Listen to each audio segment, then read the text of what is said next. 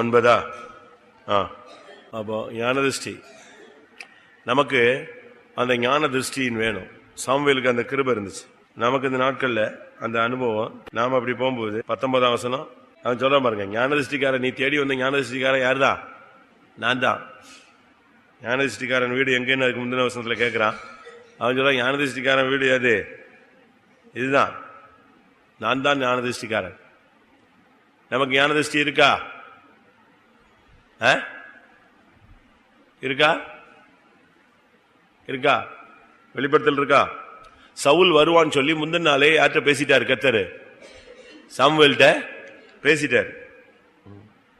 அதுக்கு முந்தின நாளே கர்த்தர் சொல்லிட்டார், சவுல் வர 15ஆம் வசனம், சவுல் வர ஒரு நாளுக்கு முன்னே கர்த்தர் சாமுவேலின் காது கேட்க, நாளை இந்த நேரத்துக்கு இவன் வருவான், அவனை நீ அபிஷேகம் பண்ண கடவாய். அப்ப பாருங்க, ஒரு வெளிப்படுத்தல் கிடைச்சிருச்சா? இதுதான் அப்போஸ்தலர் நடபடிகள்ல பேதுரு சொல்றாரு, நான் ஞான திருஷ்டி அடைந்தேன். ஞான திருஷ்டி 10:10 சாப்பாடு ரெடி பண்ணிட்டு இருக்காங்க ஒரு சைடுல, பயங்கர பசி இன்னொரு பகுதியில. இதுக்கு நடுவில் எது வருது? தரிசனம் வெளிப்படுத்தல் வருது. வானம் திறக்கிறது, திறந்திருக்கிறது, 4 முனைகள் கட்டப்பட்ட ஒரு துப்பட்டி என்ன செய்யுது? இறங்கி வர்றதை பார்க்கிறான். பாத்தீங்களா? ஒரு பக்கத்தில் பசி, மற்றொரு பக்கத்தில் சாப்பாடு ரெடி ஆகிட்டு இருக்கு. இதுக்கு நடுவில் அவன் ஜெபிச்சுக்கிட்டு இருக்கான். ஆவியானவர் என்ன செய்றாரு? அவனுக்கு பேசுறாரு. அப்ப வெளிப்படுத்தல் தரிசனங்கிறது நமக்கு எப்பவுமே இருக்கணும். அது தூங்கும்போது தான் வரும், ஜெபம் பண்ணும் போது தான் வரும்னு இல்லை. எந்த டைமும் ஆவியானவர் நம்மோட இப்ப இடைப்படணும்னு நினைச்சாருன்னா செஞ்சிருவாரு, பேசிடுவார். போயிட்டு இருக்கும்போது கூட பேசுவார், உட்கார்ந்து இருக்கும்போது கூட பேசுவார், நீங்க எங்கேயோ கிளம்பிட்டு இருக்கும்போது கூட கர்த்தர் என்ன செய்வாரு? பேசுவார். அதனால ஞான திருஷ்டி சாமுவேலுக்குள்ள ஒரு விலையேற பெற்ற கிருபை இருந்துச்சு. அதை சொன்னா அதை அப்படி செய்வான். அதுதான் தேவன் அவனை நம்பி என்ன செய்யறது? அந்த காரியத்தை அவனுக்கு சொல்றது. என்னென்ன காரியம் செய்யின்னு சொன்னா செஞ்சிருவான். நீ கொம்பை எடுத்துக்கொண்டு புறப்படு, பெத்லஹேமுக்கு புறப்படுனா உடனே அபிஷேக தைலத்தை ரெடி பண்ணிட்டு எங்க புறப்பட்டாச்சு? கொம்பை எடுத்துக்கிட்டு போயிட்டான். அங்க போய் அபிஷேகம் பண்றதுக்கு ஊத்த போறான். யார் தலைமையில? தாவீதுடைய அண்ணன் தலைமையில. ஆண்டவர் சொல்றாரு, நீ என்ன முகத்தையா பாக்குற? நான் இருதயத்தை பார்த்துட்டு இருக்கேன், நீ என்ன முகத்தை பாக்குற? இவன் கிடையாது, வெயிட் பண்ண, ஊத்திராத அப்படிங்கிற. அப்படியே ஒவ்வொருத்தரா போன போது ஊத்தவே முடியல. அப்போ ஞான திருஷ்டியின் ஆவியை பாத்தீங்களா எவ்வளவு தெளிவா இருக்கு. அதனால நமக்கு இந்த நாட்களில் வெளிப்படுத்தல் வரணும். மறைபொருளாய் அல்ல, பிரத்யட்சமாய் வெளியரங்கமாய் என்ன செய்யணும்? நமக்கு நல்ல வெளிப்படுத்தல் கிடைக்கும். ஞான திருஷ்டியின் ஆவி. இதைத்தான் பவுல் சொல்லும் பொழுது, அந்த பரம தரிசனத்துக்கு நான் கீழ்ப்படியாதவனாய் இருக்கவில்லைன்னு சொல்ல. அதை குறித்து பவுல் பேசும் பொழுது அந்த பரம தரிசனம் சொல்லுவான். 26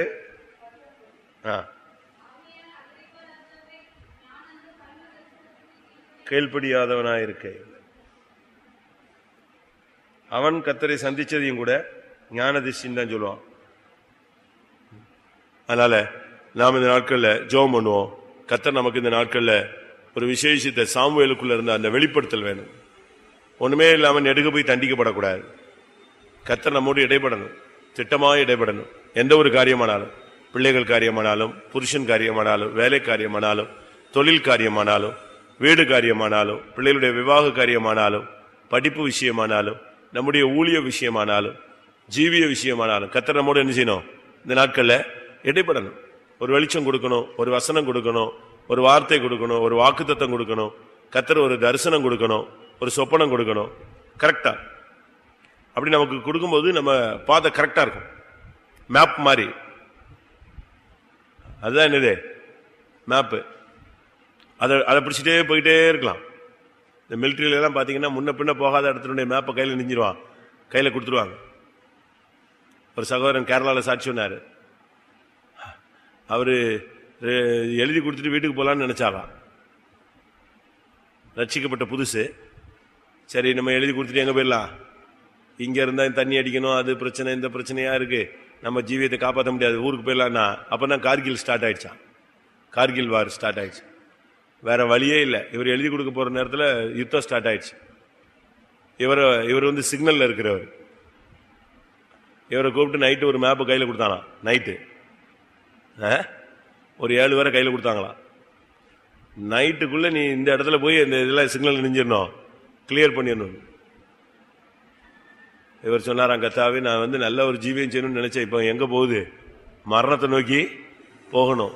உச்சகட்டம் மழையில, பயங்கர பனியில, அந்த இருள் சூழ்ந்த பாதையில எங்க போகணும் இப்போ? மேப்பை கையில கொடுத்துட்டா சிக்னல் அங்கங்க ஆன் பண்ணி வைக்கணும். கையில ஒரு 4 பேரை கொடுத்தாச்சு, கிளம்பி போன்னு. போக மாட்டேன்னு சொல்ல முடியுமா? நைட்டுக்குள்ள போய் சிக்னல் கிளியர் பண்ணி ஆகணும். அது சொல்றாரு, அந்த நைட்ல அந்த மேப்பை வச்சுக்கிட்டு எங்க போயிட்டான், அந்த மலைக்கு போய் அங்கங்க கிளியர் பண்ணி காலையில வார் டிக்ளேர் பண்ணி அடிச்சிட்டாங்க. அப்போ உலகத்துல ஒரு மனுஷனுக்கு ஒரு சாதாரண மேப் முன்ன பின்ன தெரியாத இடத்துக்கு அவன் அப்படி போறான்னு சொன்னா, நம்ம ஆவிக்குரியவர்கள் ஒன்றும் தெரியாம போய் நெடுக்க போய் என்ன செய்யக்கூடாது, தண்டிக்கப்படக்கூடாது. நமக்கு வெளிப்படுத்தல் வேணும். ஒரு ஊழியம், ஒரு ஜீவியம், எதுனாலும் பட்டு நமக்கு ஒரு வெளிச்சம் என்ன செய்யணும், வரணும். பவுல் சொல்றார் இல்லையா, நான் ஆசியாவுக்கு போகணும்னு பிளான் பண்ணேன், கர்த்தர் என்னை போக விடவில்லை. பித்தினியாவுக்கு போக பிரயாசப்பட்டேன், கர்த்தர் என்னை போக விடவில்லை.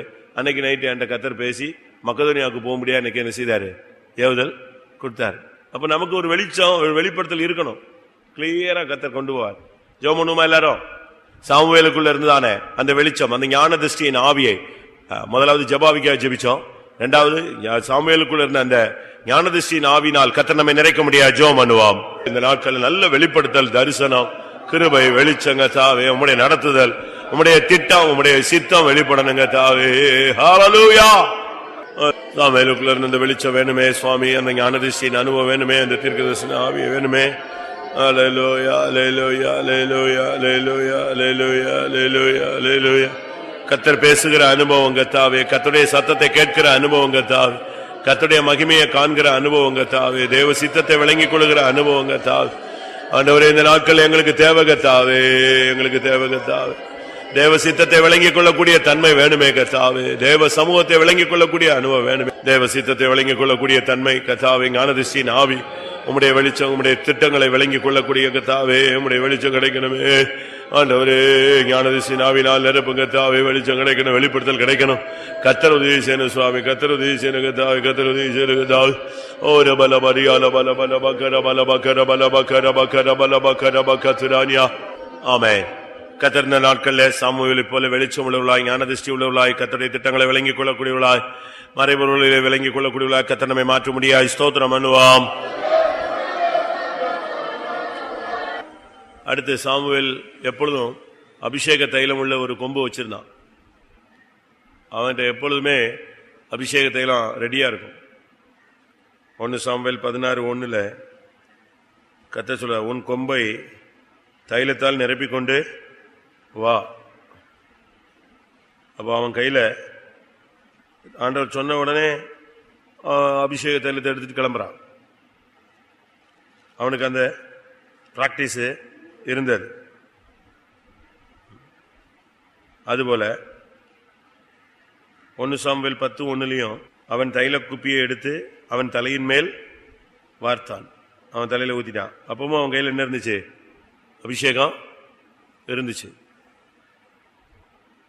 ராஜாக்களை அபிஷேகம் பண்ணக்கூடிய ஒரு அபிஷேக தைலம் யார் கையில இருந்துச்சு? சாமுவேல் கையில இருந்துச்சு. நமக்கு கையில எப்பொழுதுமே நம்ம தலையிலும் சரி, நம்முடைய வாயிலும் சரி, நம்முடைய வார்த்தையிலும் சரி, நம்முடைய பார்வையிலும், நம்முடைய செயல்களிலும் எல்லாவற்றிலும் ஒரு அபிஷேகம் இருக்கணும். அபிஷேகம் இல்லாம செய்யற எந்த ஒரு ஊழியமும், எந்த ஒரு செயலும் என்ன செய்யாது, அங்கீகரிக்கப்பட மாட்டாது. எப்பொழுதும் நம்ம கையில ஒரு அபிஷேகம் இருக்கணும். ஒரு பிசாசை பார்த்த உடனே ஒரு ஆவில் நிரம்பணும். ஒரு சென்சார் கருவிகளை பார்த்திருக்கீங்களா? அந்த குறிக்கப்பட்ட இதை சென்ஸ் பண்ணிச்சுன்னா உடனே என்ன செய்யும், ஒன்னு லைட் எரியும், இல்லாட்ட பீப் சவுண்ட் என்ன செய்யும், கொடுக்கும்.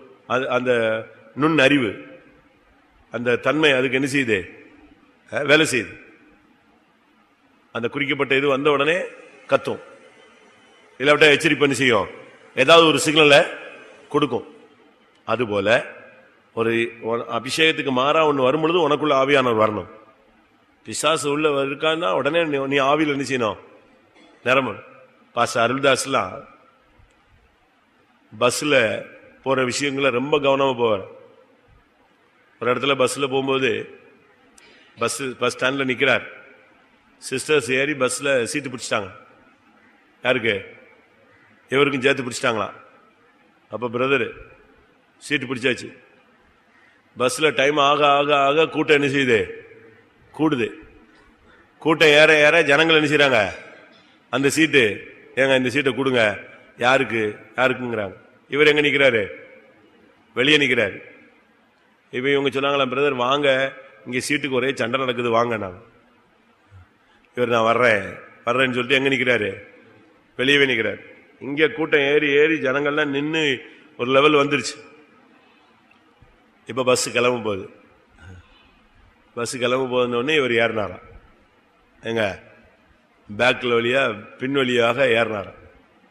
இவர் பின்வழி ஏறினதுதான் தெரியுமா, பஸ்ல 4-5 பேர் எந்திரிச்சு கத்தி அலறி மிதிச்சு உளுந்து ஓடியே போயிட்டாங்களா வெளியே. புரியுதா உங்களுக்கு? பிசாசு பிடிச்சவன் எங்க இருக்கான்? பஸ்ல இருக்கிறான் நார்மலா. அவன் ஏற்கனவே சும்மா உட்கார்ந்துருக்கான்.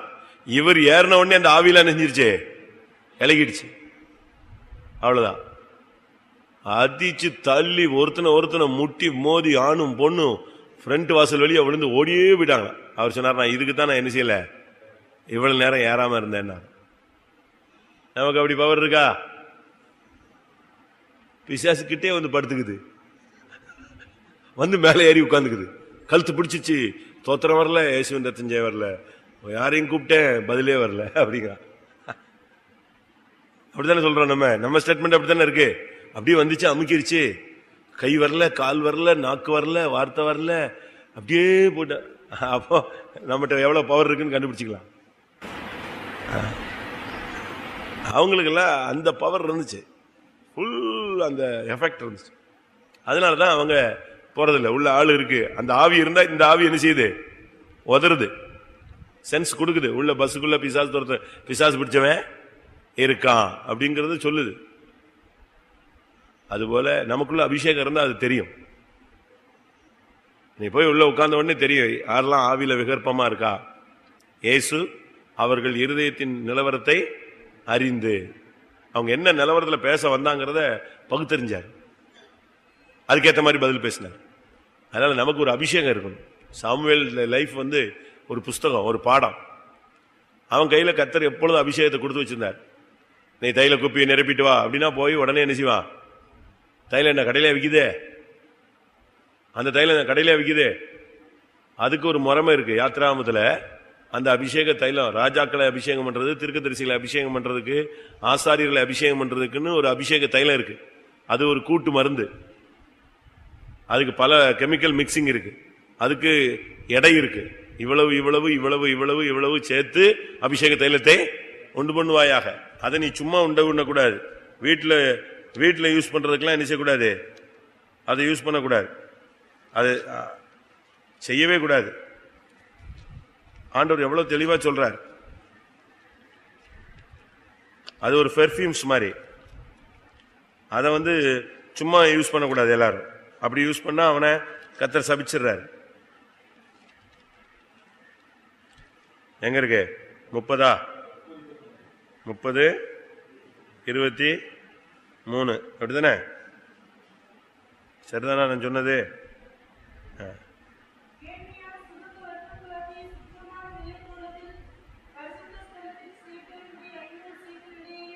அப்படி அது ஒரு ஒரு லிமிட் சொல்லியிருக்கு.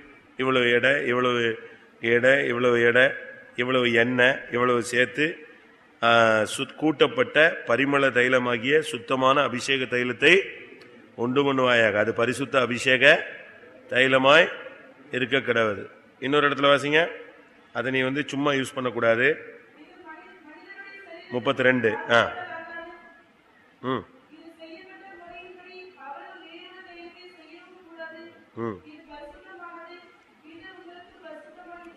அப்ப இதை செய்யற முறைமை யார் கையில இருந்துச்சு? சாமுவேல் வச்சிருந்தான். கரெக்டா அபிஷேக தைலத்தை எடுத்துட்டு போன்னு சொன்னா உட்காந்து என்ன செஞ்சிருவான்? ரெடி. உடனே அபிஷேக தைலத்தை ரெடி பண்ணி அந்த பட்டை கிட்ட எல்லாம் ரெடி பண்ணி அழகா கொண்டு போயிடுவோம். அதனால நமக்கு எப்பவுமே ஒரு அபிஷேகம் இருக்கணும். நம்முடைய பார்வையில கூட ஒரு அபிஷேகம் இருக்கணும். பார்வையில் அபிஷேகம் இருந்துச்சுன்னா ஆவி இருந்தா நெஞ்சிடும், விலகிடும். நான் சொல்றது உங்களுக்கு விளங்குதா?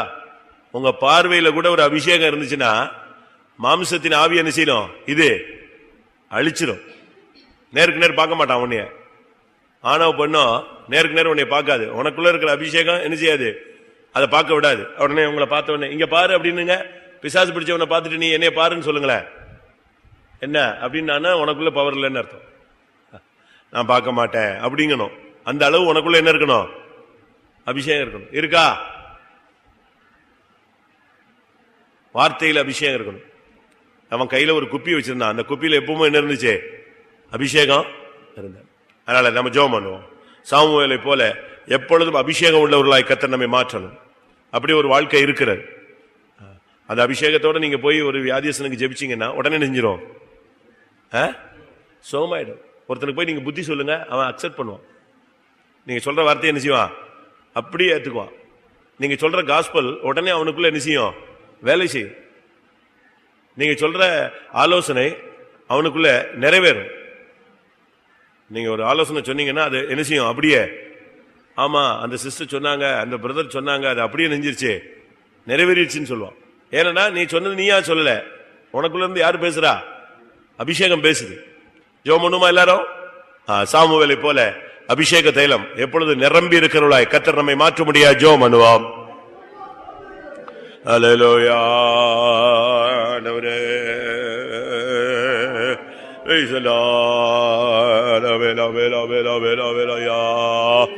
அபிஷேக தைலம் நிரம்பினவர்களாய் கர்த்தாவே, எங்களே கர்த்தாவே, எப்பொழுதும் அபிஷேக தைலம் கர்த்தாவே,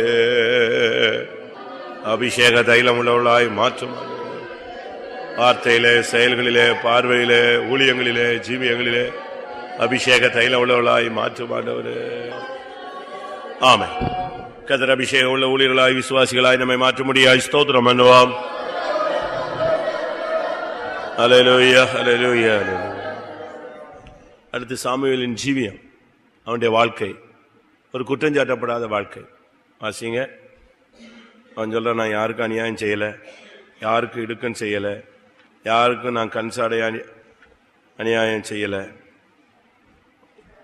1 சாமுவேல் 12:3-4.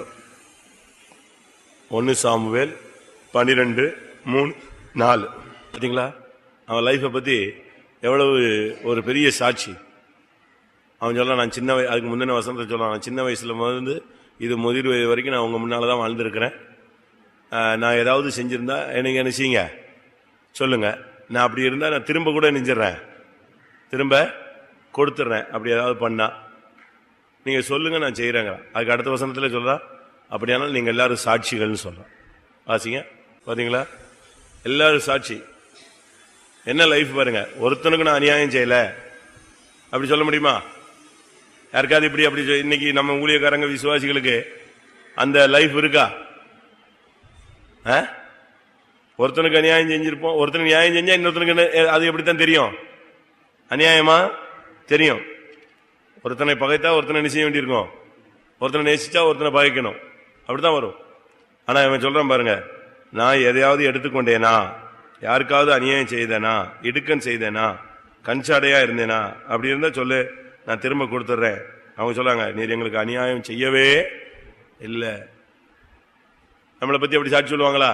செத்து போன பிறகு சொல்லுவான், இந்த பிரதர் ரொம்ப நல்லவருமா. இருக்கிற வரைக்கும் ஒருத்தனும் நல்லவன் சொல்ல மாட்டான். செத்து போயிட்டா வேற வழி இல்லை. எல்லாருக்குமே என்ன சொல்லுவாங்க? செத்து போனா எல்லாரும் அதுக்கு அவனை குறித்து சொல்லி என்ன பிரயோஜனம்? ஒண்ணுமே இல்லாதவனுக்கு கூட நல்ல சாட்சி சொல்றாங்க. ஜீவியமே இல்லாதவனுக்கு கூட சாட்சி என்னது? என்னைக்கோ ஒரு நன்மை செஞ்சிருப்பான் இல்லையா, அதை சொல்லுவாங்க. 1932 இருந்து அவர் நல்லா ஜெபிச்சுட்டு இருந்தாரு. இப்போ அவரு செத்து போனது பின்மாற்றத்தில். ஆனா இவங்க பழைய கதையை ஏதாவது ஒண்ணு சொல்லி தேர்த்தி விடுவாங்க. சிங்காசனத்துக்கு முன்னால இதெல்லாம் செல்லாது. அதனால நம்ம பத்தி சாட்சி என்ன? அவங்க உயிரோடு இருக்கும்போதே சாட்சி சொல்றாங்க பாருங்க. ஆமா, நேரே ஒன்றும் வாங்கவில்லை. நம்மளை பத்தி சொல்லுவாங்களா? பக்கத்து வீட்டுக்காரன் சாட்சி சொல்லுவானா? குழாயடி சண்டையில சாட்சி வருமா? சொல்லுங்க. சபையில் உங்களை பத்தி என்ன சாட்சி சொல்லுவாங்க சொல்லுங்க. வீட்டில் உங்க மனைவி என்ன சாட்சி சொல்லுவா? புருஷன் என்ன சாட்சி சொல்லுவாரு? பிள்ளைங்க உங்களை பத்தி என்ன சாட்சி சொல்லும்? சொல்லுங்க. நம்மளை பத்தி மற்றவங்க எல்லாம் என்ன சபையில் உள்ளவங்க என்ன சாட்சி சொல்லுவாங்க? கூட வேலை பார்க்கிறவன் என்ன சாட்சி சொல்லுவான்? யோசிச்சு பாருங்க. சாமுவேலுடைய லைஃப்ங்கிறது ஒரு விலையேறப்பட்ட லைஃப். அவன் தைரியமா சொல்றான், ஏதாவது இருந்தா சொல்லு, இப்பவே சொல்லிடு, நான் இப்பவே நெஞ்சிடறேன், திரும்ப கொடுத்துறேன். எவ்வளவு தெளிவான ஒரு லைஃப், குற்றஞ்சாட்டப்படாத ஒரு வாழ்க்கை. பவுல் அழகா சொல்றாரு பாத்தீங்களா, ஓட்டத்தை முடித்தேன். உயிரோட தான் இருக்காரு, ஆனா என்ன சொல்றாரு? விசுவாசத்தை காத்துக்கொண்டேன், ஓட்டத்தை முடித்தேன். அப்போ நான் வாழ வேண்டியதெல்லாம் வாழ்ந்து முடிச்சாச்சு, காத்துக்கொண்டேன்னு தைரியமா சொல்றாரு. அப்ப அதுக்கு பிறகு போராட்டம் வராதா? வந்தாலும் காத்துக்குவாரு. அதனால நமக்கு நல்ல ஜெபம் பண்ணணும், நல்ல ஒரு லைஃப் வேணும், குற்றஞ்சாட்டப்படாத ஒரு வாழ்க்கை. ஆனா அதே நேரத்தில் சாமுவேலுடைய பிள்ளைகளை பார்த்தீங்கன்னா அந்த லைஃப் இல்லை. சாமுவேலுடைய பிள்ளைங்களுக்கு அந்த லைஃப் கிடையாது, ஆனா சாமுவேலுக்கு மட்டும்தான் அந்த லைஃப் இருந்துச்சு. அதனால சாமுவேல் பிள்ளைங்க சரியில்லாதனால தான் ஜனங்க எதை கேட்டாங்க? யாரை கேட்டாங்க? ராஜா வேணும்னு கேட்டாங்க. சாமுவேலுடைய பிள்ளைகளுக்கு சாட்சி கிடையாது, ஆனா சாமுவேலுக்கு நல்ல சாட்சி. நான் சொல்றேன், ஏதாவது இருந்தா சொல்லுங்க. சாகிறதுக்கு முன்னால விசுவாசிகள் இப்படி ஒரு கேள்வி கேட்டு செத்தா நல்லா இருக்கும். விசுவாசிகள் ஊழியக்காரங்க சாகிறதுக்கு அரை மணி நேரத்துக்கு முன்னால எல்லாத்தையும் கிளியர் பண்ணிட்டு, நான் யார்ட்டையாவது வாங்கினா, ஏமாத்தினா, சண்டை போட்டனா, அப்படி இருந்தா இல்லைன்னா இல்ல இல்ல இல்லை, நல்ல சாட்சி நல்ல சாட்சின்னு சொன்ன பிறகு கண்ணை முன்னா பரலோகத்துக்கு போயிட்டேன்னு அர்த்தம். திடீர்னு பட்டுன்னு போயிடுச்சுன்னா எங்க போய் யாரை போய் கேட்கறது? சாட்சி கேட்கறது? திடீர்னு போயிட்டா போயிச்சே. சாமுவேல் கேட்கறான் பாருங்க, யாராவது அநியாயம் செஞ்சிருந்தா சொல்லு. இப்ப நம்மள இப்படி நம்ம இப்படி போய் கேட்க முடியுமா? கேட்க முடியுமா? நம்ம அப்படி கேட்க முடியாது. நமக்கு அப்படி கேட்கக்கூடிய அளவுல லைஃபே மிக குறைவு. ஜெபம் பண்ணுவோம். கர்த்தர் இந்த நாட்களில் சாமுவேலுடைய வாழ்க்கை குற்றஞ்சாட்டப்படாத வாழ்க்கை, நியாயந்திருக்கப்படாத வாழ்க்கை, யாரும் எந்த விதத்திலையும் யாரும் துக்கப்படாத ஒரு வாழ்க்கை, அப்படி லைஃப் இருந்திருக்கு, அவனுக்கு வாழ்ந்து காட்டியிருக்கான். கர்த்தர் அப்படிப்பட்ட ஒரு வாழ்க்கையை அனுபவமாக்கிக் கொள்ள கர்த்தர் நமக்கு இந்த நாட்களில் உதவி செய்ய முடியாது. ஜெபம் பண்ணுவோம். ஆண்டவரே, சாமுவேலை போல கர்த்தாவே ஜீவிக்க கிருபை தரும்படியாக ஜெபிக்கிறோம். அவனுடைய வாழ்க்கையில கர்த்தாவே குற்றஞ்சாட்டப்படாத ஒரு வாழ்க்கை, அநியாயம் இல்லாத வாழ்க்கை, ஆண்டவரே கண்சாடை இல்லாத வாழ்க்கை, ஆண்டவரே தெளிவான வாழ்க்கை இருந்ததே கர்த்தாவே. இந்த நாட்களில் எங்களுக்கு அந்த அனுபவம் வேணுமே கர்த்தாவே. யாரும் குறை சொல்ல முடியாத ஒரு வாழ்க்கை இருந்தது சுவாமி. ஆமே, சாமுவேலை போல இந்த நாட்கள்ல ஒரு ஜீவிய உள்ளவளாய், சரியான வசனத்தின்படி உள்ள வாழ்க்கை உள்ளவளாய் கர்த்தர் நம்மை உருவாக்க முடியாது. ஸ்தோத்திரம் பண்ணுவோம். ஹல்லேலூயா. தோதர தோதர தோதர தோதர தோதர தோதர. அவனுக்கு அவன் பிள்ளைகளால பிரச்சனைகள் இருந்தது. அவன் பிள்ளைகள் நிமித்தம் தான் ஜனங்கள் டைவர்ட் ஆனாங்க. அப்படி இருக்கா? 8ஆம் அதிகாரம் 3 இதுதான் அங்க பிரச்சனை. யாருதான் இன்னைக்கு நம்ம இப்ப அந்த பாயிண்ட் நான் எதுக்கு சொல்றேன்னா, நம்முடைய பிள்ளைகளுக்காக ஜெபிக்கிறதுக்கு தான். இப்ப நம்முடைய பிள்ளைகள் ரொம்ப சின்ன பிராயத்திலேயே ரொம்ப குழப்பமான பிள்ளைகளா மாறுறாங்க. கீழ்ப்படியாமை, தெய்வீகம் இல்லாதது, அன்பு இல்லாதது, சின்ன வயசுலேயே பாவங்கள் பெருகி போயிடுச்சு. ஆதியாகமத்தில் வாசிக்கிறோம், மனுஷனுடைய சிறுவயது முதலே அவனுடைய இருதயத்தின் நினைவுகள் எல்லாம் பொல்லாததா இருந்தது. 8:21. சிறு வயது தொடங்கி சின்ன வயசுலயே பிள்ளைங்க கீழ்ப்படியில எதிர்த்து பேசுது, மரியாதை இல்லாம பேசுது. அதுக்கு காரணம் என்னன்னா, இந்த பேரண்ட்ஸ் தான்.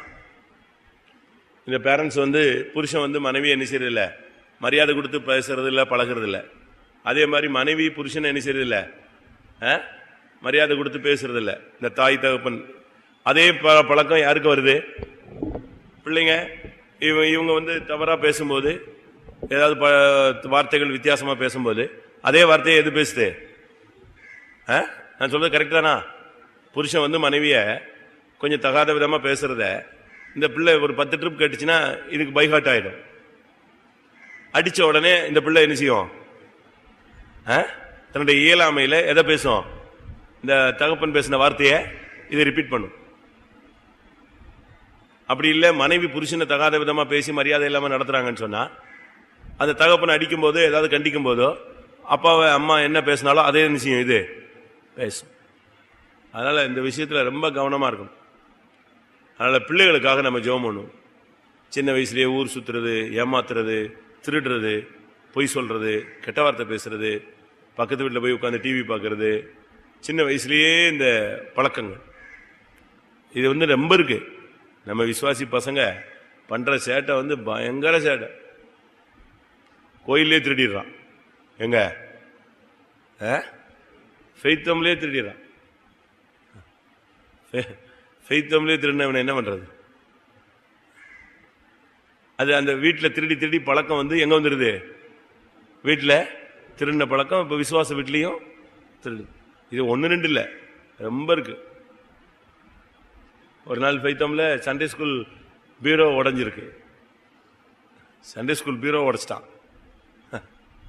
உடைச்சு அங்க இருக்கிற பெட்டி அதை அந்த டப்பா அதையும் கொண்டு போய் உடைச்சி எடுத்து கொண்டு போய் செல் வாங்கிட்டு வந்துட்டான். என்கிட்ட தான் கிடக்கு அந்த செல்லு. அது ஒரு நைட்டு தான் தங்கினான் அந்த பையன். அதை அவன் மூளை வேலை செஞ்சிருக்கு பாருங்க.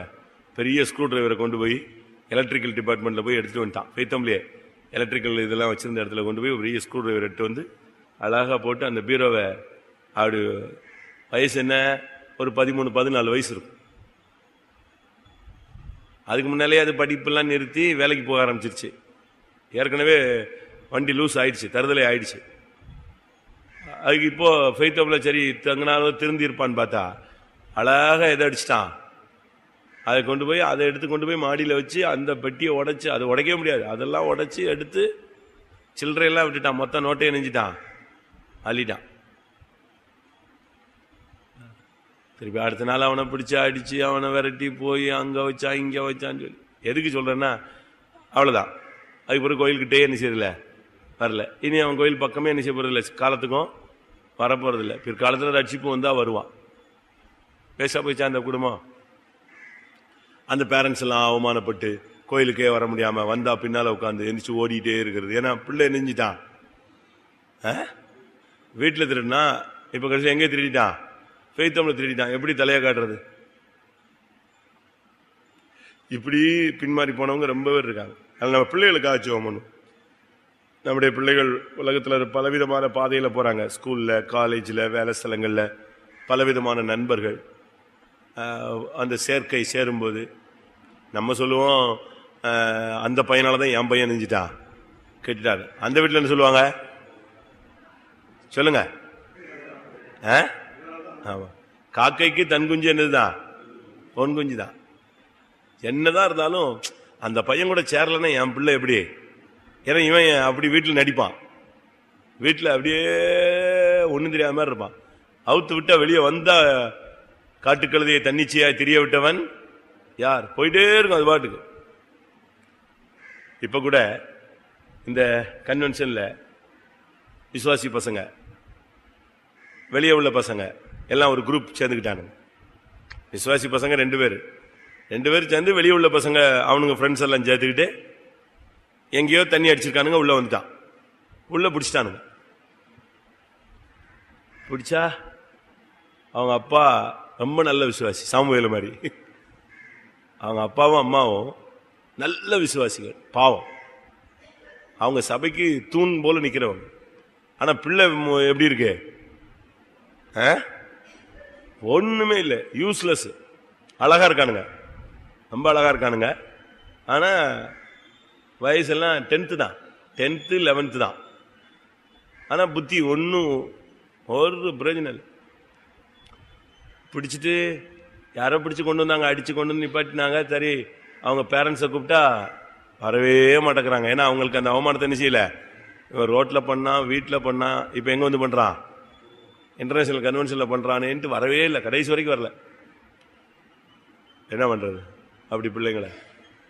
பாவம். அவனுங்களுக்கு அதை பத்தி ஒரு சீரியஸ்னஸும் இல்லை.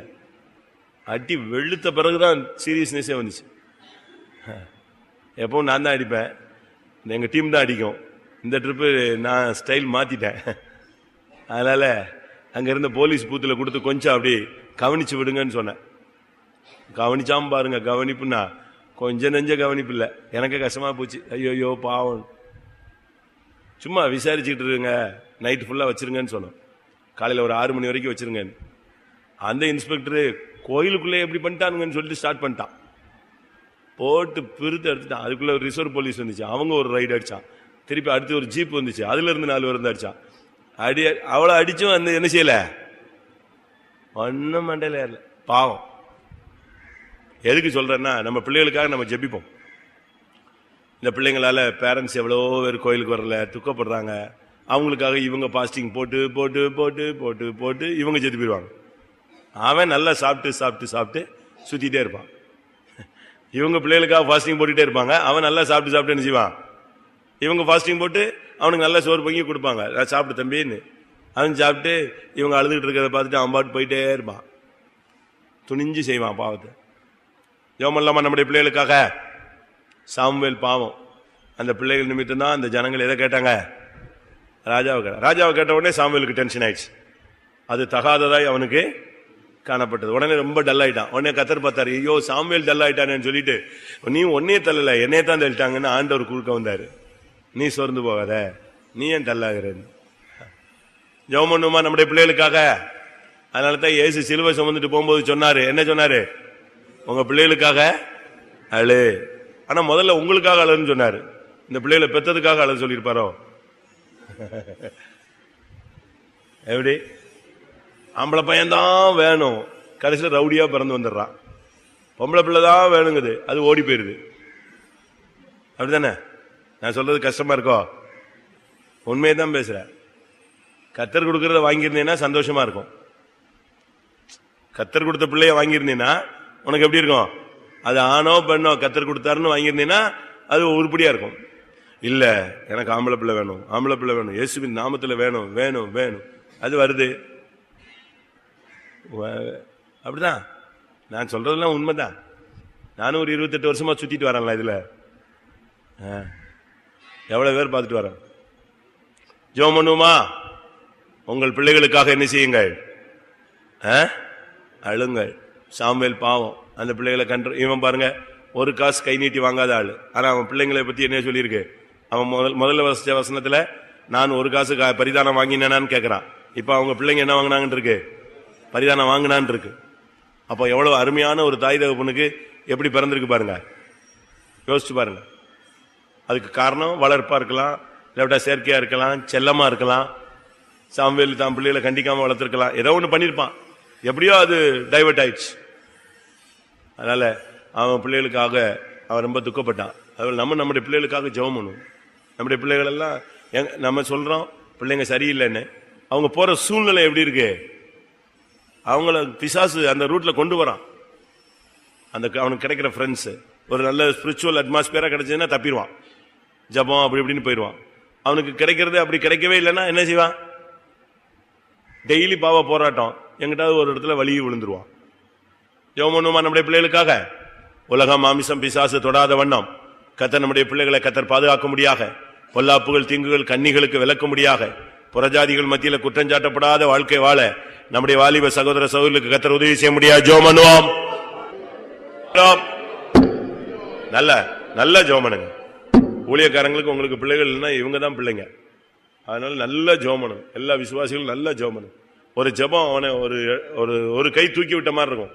உளையான சேற்றுல போய்கிட்டு இருக்கிறவன நீ ஒரு ஆள் ஜெபிக்கும் போது ஒரு கை கொடுத்து என்ன செய்யுது, ஒரு ஸ்டெப் அவனை மேல தூக்கிட்டு, அப்படி 10 பேர் ஜெபிக்கும் போது அவன் வெளியே வந்துருவான், சேத்துல இருந்து வெளியே போயிடுவான், உளையான சேத்துல இருந்து. எல்லாரும் ஜெபம் பண்ணுவான். ஆண்டவரே, கன்னிகள்ல பலவிதமான சிக்கல்களுக்குள்ளே அகப்பட்டு கிடக்கிறதான ஊழிய ஆண்டவரே வாலிபர்களை வெளியே கொண்டு வர முடியாது ஜெபிக்கிறோங்க. தாவே வெளியே கொண்டு வர முடியாது ஜெபிக்கிறோம். பிள்ளைகளுக்காக ஜெபிக்கிறோம் ஐயா. சோதர சோதர நம்முடைய விசுவாசிகள் குடும்பங்களுடைய தேவைகள் சந்திக்கப்படணும். இப்ப முந்திய மாதிரிலாம் இல்ல. முந்தியெல்லாம் ஒரு காலத்துல கொஞ்சம் சம்பளம் இருந்தா என்னது, சொற்ப வருமானம் இருந்தாலே அது என்னது குடும்பங்களுக்கு போதுமானது. இப்ப பாத்தீங்கன்னா வாடகையே பயங்கரமாயிடுச்சு. இங்க எப்படின்னு தெரியல. நான் இன்னைக்கு ஒரு வீட்டுக்கு போன வாடகை எவ்வளவுனா 15,000 ரூபாய். அப்ப 15,000 ரூபாய்னா அவனுக்கு வருமானம் வீடு குடும்பம் நடத்துறதுக்கு எவ்வளவு தேவைப்படும்? வேற வழி இல்லை. பிள்ளைகளுக்கு வசதியான ஒரு வீடு பார்க்கணும்னா அவ்வளவு தேவைகள் ஏற்படும். அதுவேளை ஆனா அதுக்கேற்ற வருமானம் இருக்கா? பாருங்க, எத்தனையோ வீடுகளில் தேவைகளுக்கு ஏற்ற வருமானம், அவங்களுக்கு வருமானம் இல்லை. ஜெபம் பண்ணலாமா? கர்த்தரை நம்புகிறவனோ செழிப்பான். தேவனை கர்த்தரை தேவனுக்கு ஒரு நன்மையும் குறைவுபடாது. அதனால வேத வசனத்தின்படி நம்முடைய குடும்பங்களுடைய தேவைகள் சந்திக்கப்படணும். பிள்ளைகளுக்கு ஃபீஸ் கட்டுறது, டொனேஷன் கட்டுறது, யூனிஃபார்ம் வாங்குறது, கரண்ட் பில்லு கட்டுறது, அடுத்து ஒரு கல்யாணம்னா என்னது, நீங்க என்னதான் டாக்டருக்கே படிக்க வச்சாலும் 45 லட்சம் ரூபாய் செலவழிச்சு படிக்க வச்சாலும் கல்யாணத்துக்கு நீ எவ்வளவு கொடுக்குறாங்கிறான். அடுத்த ஒரு பெரிய அமௌண்ட் என்ன செய்யுது வந்து நிக்குது முன்னால. இப்போ அப்படி ஒரு ட்ரெண்ட், காலம் அப்படி மாறிடுச்சு. அதனால குடும்பங்களுடைய தேவைகள் கர்த்தர் நிறைவாய் சந்திக்க முடியாக ஒரு குறைவும் இல்லாமல் தம்முடைய ஜனத்தை கர்த்தர் வழி நடத்த முடியாது. ஜெபம் பண்ணுவோம்.